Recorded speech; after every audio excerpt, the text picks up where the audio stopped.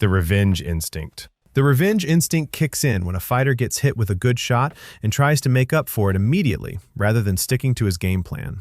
Mike Tyson fell into that trap against Evander Holyfield in their second fight in June 1997, and the fight became an example of a natural human instinct taking over inside the ring. Tyson came in angry before the first bell. In their first fight, Holyfield had roughed him up inside, pushed him back, and stopped him in round 11. Tyson believed Holyfield had used his head illegally in the first fight, and every clash in the rematch fed that frustration. Early in the second fight, Holyfield kept crowding him. He leaned on Tyson, tied him up, and forced the fight into ugly clinches. Tyson wanted clean openings for hooks and uppercuts, but Holyfield kept making him work in the mess. When their heads came together again, Tyson lost control. Round 3 became the breaking point. Instead of resetting, protecting himself, and finding a legal answer, Tyson turned revenge into the whole fight. He bit Holyfield's right ear, lost 2 points, then bit the other ear later in the round. The fight ended by disqualification. The mistake started before the bite. Tyson let anger make the decision for him.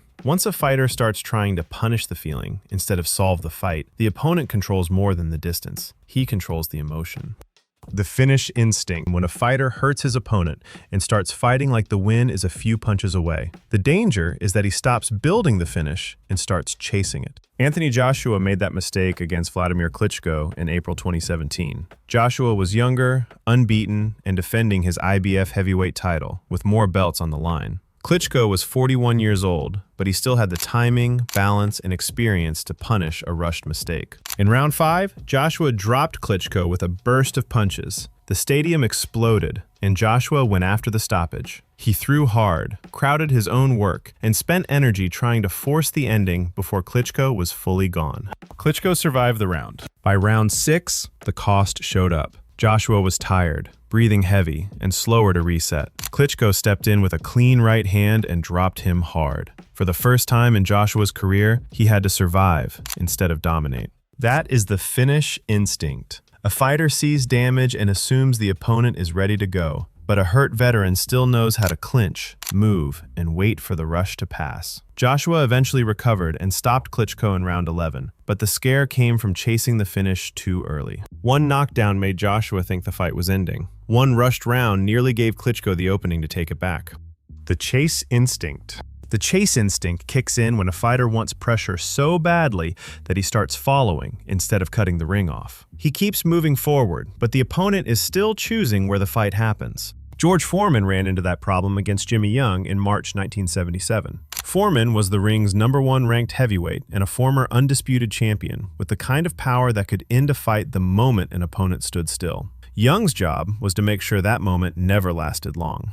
Foreman came forward looking for heavy shots. Young moved, dipped low, tied him up, and made Foreman reset before he could fully set his feet. Foreman was advancing, but Young kept deciding the exits. That is the trap in chasing. It feels like control because the other fighter is moving away. But if the mover keeps choosing the angle, the distance, and the reset, the pressure fighter is the one being led. As the rounds went on, Foreman got more frustrated. He threw big shots without the same setup, reached more often, and spent energy trying to catch a fighter who was never staying in front of him long enough. In round 12, Young dropped Foreman near the end of the fight. Young won by unanimous decision. Foreman had moved forward all night, but Young made him move forward on the wrong terms. The panic instinct. The panic instinct kicks in when a fighter gets hurt and starts rushing every decision. He wants to escape the danger so badly that he forgets the first job is to stay under control. Zab Judah showed that against Kostya Tszyu in November 2001. Judah was unbeaten at 27 in O. Fast, sharp, and dangerous from southpaw. Tszyu was the calmer puncher, and he only needed one clean opening to change the fight. Judah started well. He used his speed, stepped in behind quick shots, and looked comfortable in the early exchanges. But near the end of round 2, Tszyu timed him with a right hand as Judah was backing out. Judah went down hard. The mistake came after the knockdown. Judah jumped up too quickly. Instead of taking the count, clearing his head, and letting his legs come back, he tried to prove he was ready immediately. His body told a different story. He stumbled across the ring, fell again, and the referee stopped the fight. Judah's urgency worked against him. The safer move was to use more of the count, let his legs settle, and make the referee look at him after a few extra seconds. Instead, he tried to stand before his legs were ready. Once he stumbled, the referee had the only evidence he needed. Judah still had the speed, power, and talent that made him dangerous. In that moment, none of it mattered. The fight came down to whether he could slow himself down after getting hurt, and he rushed the one decision that had to be calm. The knockout instinct. The knockout instinct kicks in when a fighter trusts one punch so much that everything else starts disappearing. He keeps waiting for the perfect shot instead of winning the moments in front of him. David Lemieux had the power punch to end the fight, but Billy Joe Saunders shut down that option. Lemieux was a former IBF middleweight champion with real power in both hands, and the left hook was the punch every opponent had to respect. Saunders was not there to test that power. He was there to make Lemieux miss it. From the opening rounds, Lemieux kept trying to land something fight-changing. Saunders moved, feinted, stepped out of range, and made him restart over and over. Lemieux followed with big intentions, but too many attacks began from too far away. The clearest moment came when Lemieux threw a huge left hook, missed completely, and Saunders slipped so far underneath it that Lemieux spun toward the ropes. Saunders looked at him, taunted him, and kept boxing. That is the knockout instinct. The punch is dangerous, but the search for it becomes predictable. Once Saunders knew Lemieux needed the hook, he could draw it out, move away from it, and punish the miss. By the later rounds, Lemieux's left hook was no longer a surprise. Saunders could see the load, step off, and make him miss. The toughness instinct. The toughness instinct kicks in when a fighter gets hurt and decides the worst thing he can do is show it. He stays too long, takes too much, and tries to prove a point instead of protecting himself. Brandon Rios lived on that edge against Manny Pacquiao in November 2013. Rios was tough, durable, and willing to walk through punches to force exchanges. Pacquiao was coming off a knockout loss to Juan Manuel Marquez, but his hand speed and angles were still a problem from the first round. Rios kept pressing forward, but he was not getting enough in return. Pacquiao stepped around him, hit him in bursts, and moved before Rios could answer cleanly. Every time Rios tried to make it a fight of toughness, Pacquiao made it a fight of position. That is where pride becomes dangerous. A fighter can survive a shot and still be losing the exchange. He can keep walking forward and still be giving the opponent the exact target he wants. By the later rounds, Rios was still there, still trying, and still absorbing clean punches. Pacquiao did not need to break him with one shot. He kept touching him, turning him, and making him reset. By the final bell, Rios had proven he could take Pacquiao's punches, but that just meant he absorbed more damage, and it was never going to lead to him winning the fight. The show-off instinct. The show-off instinct kicks in when a fighter starts performing confidence instead of staying disciplined. He wants the opponent, the crowd, and maybe even himself to believe he is in control. Roy Jones Jr. paid for that against Antonio Tarver in their second fight in May 2004. Jones had spent years winning with reflexes, speed, and a style nobody else could safely copy. Hands low, sudden counters, quick exits, and movements that made opponents hesitate before throwing. Tarver was not intimidated by it. In the first round, Jones still had moments where he looked like Roy Jones Jr. He moved along the ropes, tried to draw reactions, and looked for chances to counter. But the old safety margin was smaller now. The reflexes were not covering the same mistakes as easily. In round 2, Jones backed toward the ropes with his left hand low. Tarver stepped in and threw a straight left. Jones did not see it in time. The punch landed flush and knocked him out. Jones had made opponents hesitate with that look for years. Tarver was unfazed by it and treated it like an opening to attack. The brawling instinct.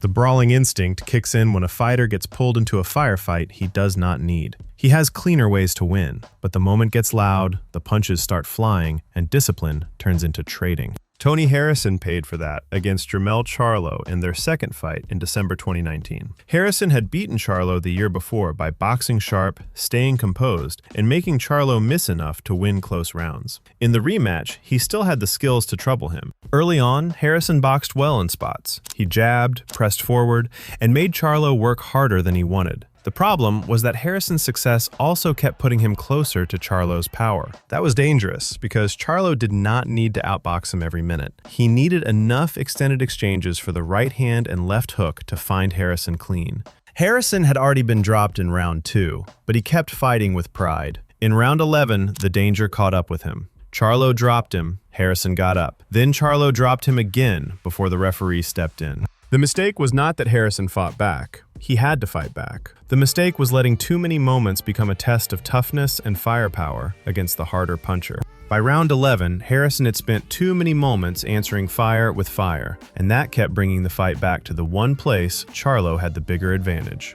The escape instinct. The escape instinct kicks in when a fighter wants out of danger so badly that he gives up position while trying to leave. He moves first and thinks second. Joe Smith Jr. kept giving Dmitry Bivol that pattern in March 2019. Smith was strong, durable, and dangerous if he could plant his feet. Bivol made sure he rarely got that chance. Bivol kept stepping in behind clean, straight punches, then resetting before Smith could fire back. When Smith felt the pressure, he often backed up toward the ropes instead of turning out early. That gave him space for a second, but it also gave Bivol the ring position. That is the problem with escaping in straight lines. The fighter feels safer because he is moving away, but the opponent is still following the same path. Once the ropes arrive, the escape is over. Smith did land one huge right hand at the end of round 10, but most of the fight belonged to Bivol's control. He touched Smith from range, made him cover up, and kept forcing him to restart from worse positions.